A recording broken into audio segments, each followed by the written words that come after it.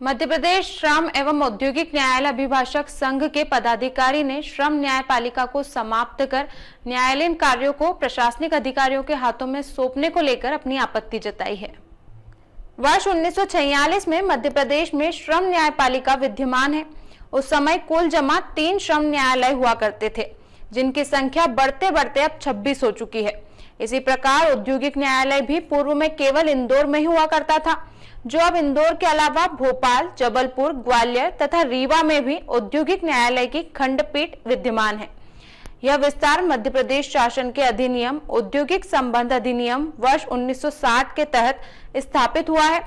केंद्रीय अधिनियम औद्योगिक विवाद अधिनियम 1947 में बना था, जबकि मध्य प्रदेश औद्योगिक संबंध अधिनियम वर्ष 1960 में बना था तथा यह दोनों अधिनियम पृथक पृथक श्रम न्यायालय के क्षेत्राधिकार के अंतर्गत कार्य करते थे।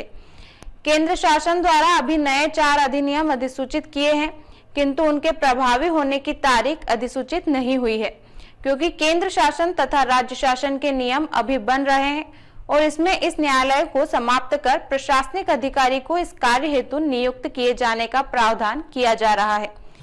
अब मैं सबसे पहले आपको जानकारी के लिए बताना चाहूंगा कि मध्य प्रदेश में लेबर कोड और इंडस्ट्रियल कोड, शुरुआत में 3 लेबर कोड थी और 1 इंडस्ट्रियल कोड इंदौर में। उसके बाद में ये संख्या बढ़ती रही समय समय पर और आज की तारीख में 26 लेबर कोड, 1 इंडस्ट्रियल कोड और 4 इंडस्ट्रियल कोड की बेंच ग्वालियर, भोपाल, जबलपुर और रीवा में। वो गरीब मजदूर और जो अर्धशैली चतुर्शैली कर्मचारी के लिए बने। कर्मचारी आसानी से श्रम न्यायालय चला जाता था और उसको न्याय मिलता था। अब यह पूरा जो रेट है, इसमें मैंने देखा कि पूरा व्यापारियों और उद्योगपतियों के पक्ष में। अब उज्जैन का मजदूर कर्मचारी इंदौर में जाकर ट्रिब्यूनल में लड़ेगा। अभी तो लेबर कोर्ट में आ जाता था, लेबर कोर्ट में उसको न्याय मिल जाता था।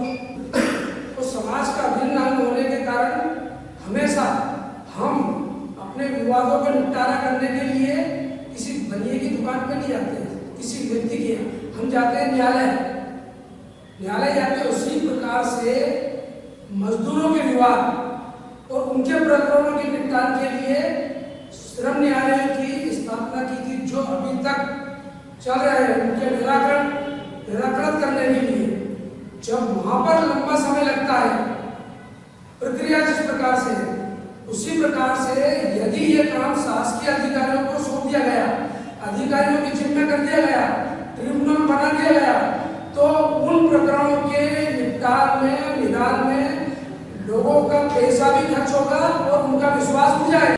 मध्य प्रदेश श्रम एवं औद्योगिक न्यायालय अभिभाषक संघ के पदाधिकारियों ने श्रम न्यायालय पालिका को समाप्त कर न्यायालयीन कार्य प्रशासनिक अधिकारियों को सौंपने के विरुद्ध में अपनी आपत्ति प्रेस वार्ता में जताई है।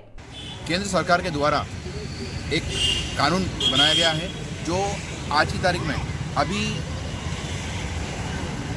प्रभावशील नहीं हुआ है, पर उसका प्रभावशील करने की तैयारियां चल रही हैं। और उसमें ये करा गया है कि जो हम केवल मध्य प्रदेश की बात करें, मध्य प्रदेश में जो 26 लेबर कोड बनी हुई हैं, उन लेबर कोड को समाप्त कर उनकी जगह सिर्फ एक ट्रिब्यूनल जो इंदौर में संचालित होगा, उसमें सारे केसेस लड़े जाएंगे।